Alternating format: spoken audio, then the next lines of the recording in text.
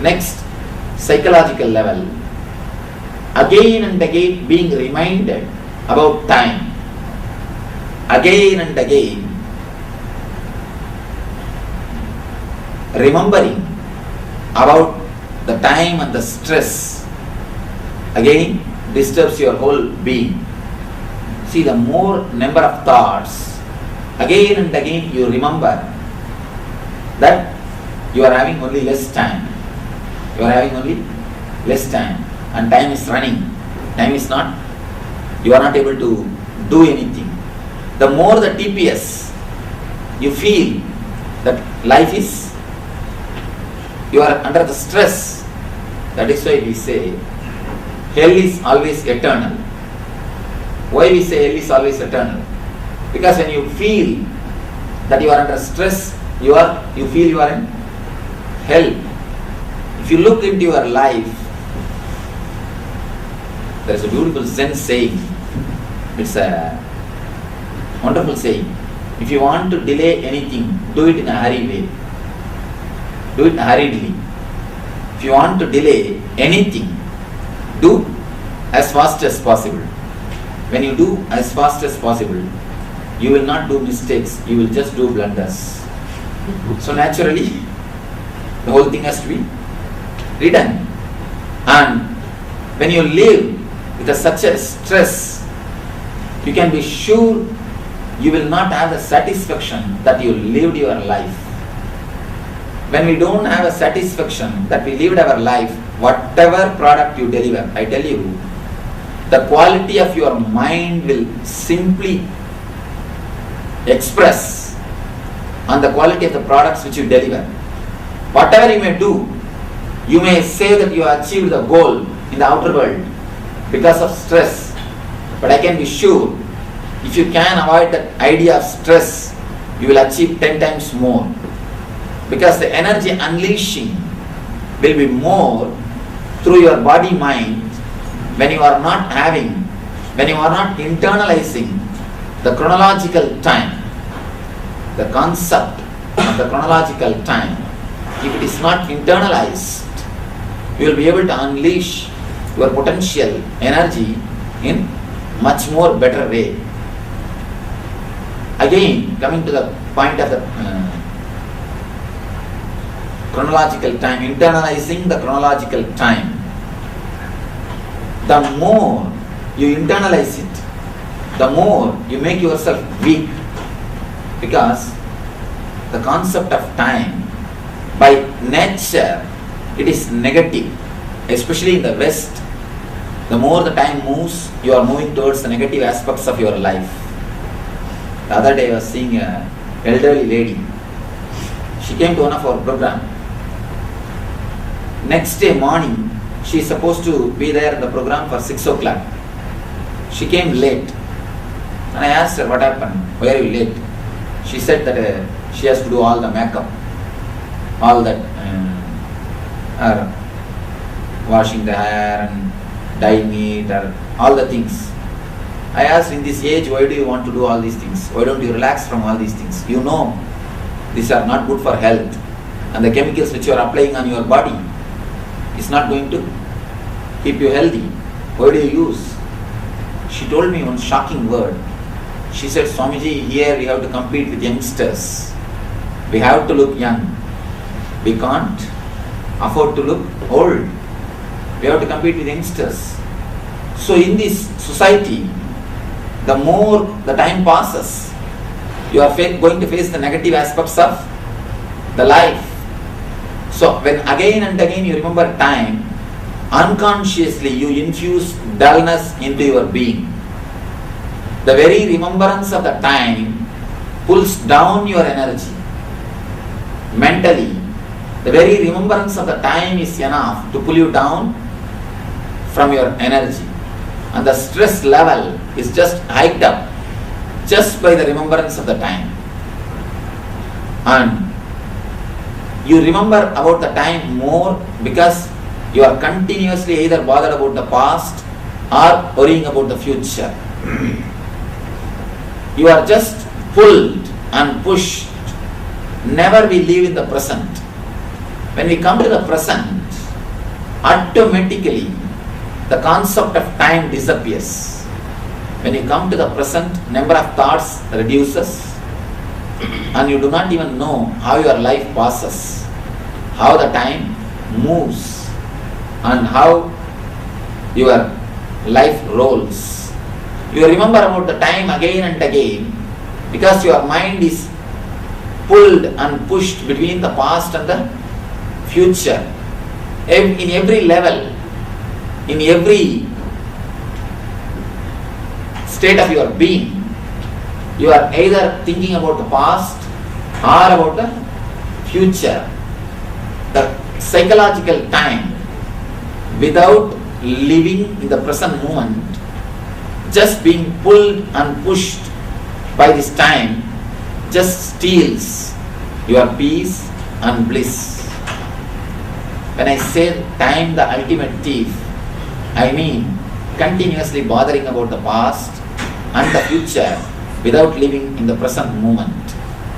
The moment you come down to the present moment, a tremendous potential energy, high potential energy will be unleashed or released in your whole being. You will be rejuvenated with a new being, with a new energy. There is a beautiful concept in Zen Buddhism. In Zen, again and again they say, whatever is energy. You are inside energy. You are inhaling and exhaling energy. Of course, in the Rishi culture also, they say again and again, whatever is energy. Ishavasyam idam sarvam. Whatever exists is energy. But in our life, the more the time passes, the more the day passes, we only become less energetic. Here, one side, all the great mystics, they claim the more you get old, you are supposed to become more energetic. That is why in the East, we always worship the elderly people. We turn towards them for guidance, advice and for everything. Youth is not worshipped. Only old, the elderly people are worshipped there. We turn towards to them. We turn and we look from them. We look to hear from them. When Rishi culture again and again says, whatever exists is energy, why are we not able to experience it? Where we are missing? Where is the missing link? The missing link is you are caught with the past and the future, which is not existence, which is not reality, which is only imaginary level. Whether it is your past or the future, it's only imaginary level. What you perceive as the past or the future is not the reality. You are not perceiving the reality. Whatever you remember about as your past, whatever you remember as your past is only your remembrance. Please be very clear, it is not your past. It was not your past. We always remember, my childhood days are golden days. My college days are heaven. When I was in India, it was such a wonderful thing. But be honest, when you really lived that time, when you lived, was it great? No. When you lived, it was not. Now your mind again and again projects or reminds you it was great. Whatever you remember about your past is only your remembrance, your perception, not the reality. And the same way, whatever you remember about the future, all your worries, all your insecurity problem, all your fears, everything is only going to be your perception. It's not going to be a real future. I have seen people continuously worrying. See, in the beginning, if you have some reason to worry, you worry. After some time, you master the art of worrying. You don't need some reason. You don't need some special reason. You can just create some reason. And after that some time, even if you don't find any reason, you simply start worrying. You are just habituated for that. You are just living with worries, nothing else. It is just a mental habit. Actually, I did a small research with a group of people. I collected some 50 people, told them to write whatever worries they have about their next 6 months. About the next 6 months, whatever fears, insecurity problem, worries you have, please pen it down.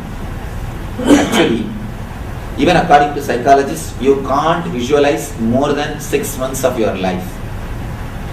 You may try to make a calendar for 1 year. You may try to visualize about after 4 or 5 years and all. They say the data which you have, with that you can process only next 6 months of your life. And now they say it is coming down because the changes are happening so much of changes in all the level, socially, politically, economically, in all the levels, so much of changes are happening. They say that is even coming down. 6 months is the time maximum you can visualize about the future. So I told them, whatever fears and insecurities you have, please pen it down. They penned it. And then after 6 months, again we all met. And I collected those papers when they penned it down.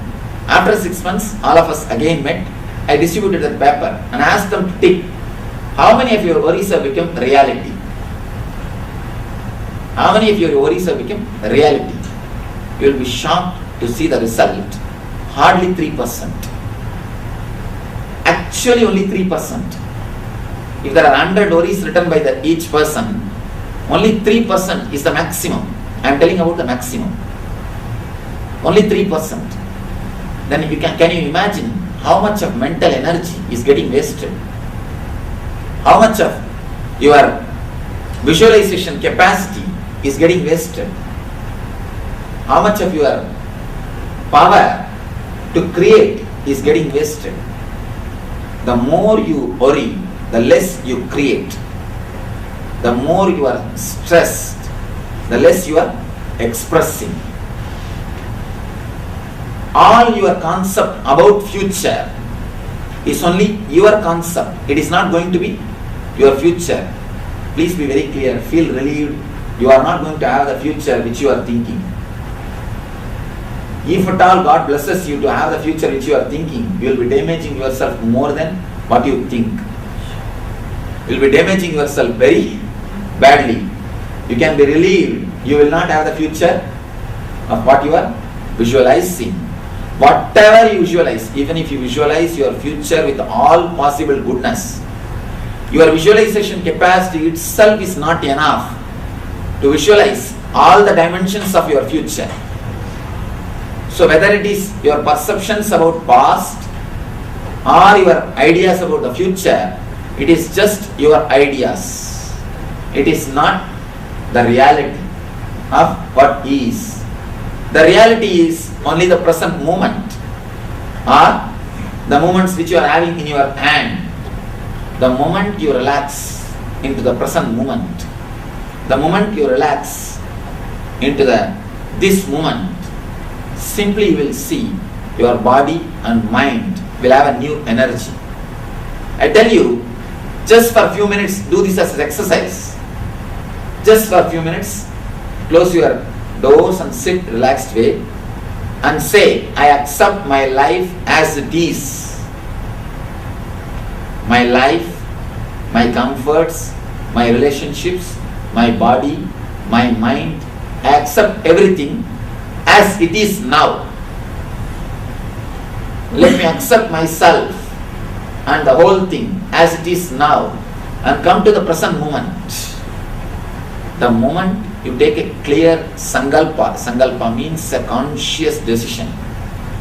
The moment you take a conscious decision, very clearly come down to this present moment and start relaxing, you will be surprised, I can say you will be shocked to see the energy which happens to your being. Actually, only then you touch your inner being. Only then you touch your inner being, the source of your energy. As long as you are bothering about the future or thinking about the past, you will be away from the source of energy. The source of energy is always the present moment. When you come to the present moment, only then you are rejuvenated, you are fresh, you are alive, you start living. Physically, the concept of time makes you old, sick, uneasy. Mentally, the concept of time gives you stress, load and boredom. That's one more problem. Boredom is one of the important problem because of the concept of time. There is one beautiful Zen story. One great Zen master, he had some stomach problem. So doctors have advised him, his physicians have advised him not to eat anything and just to have the same type of herbal food, the food with a little bit of herbs, same type of food every day. So for more than 10 years he used to have same type of food.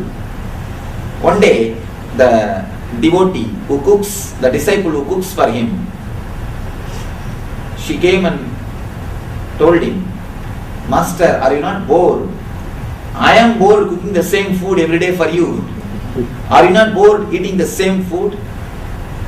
And he said in a beautiful way, he said, same food.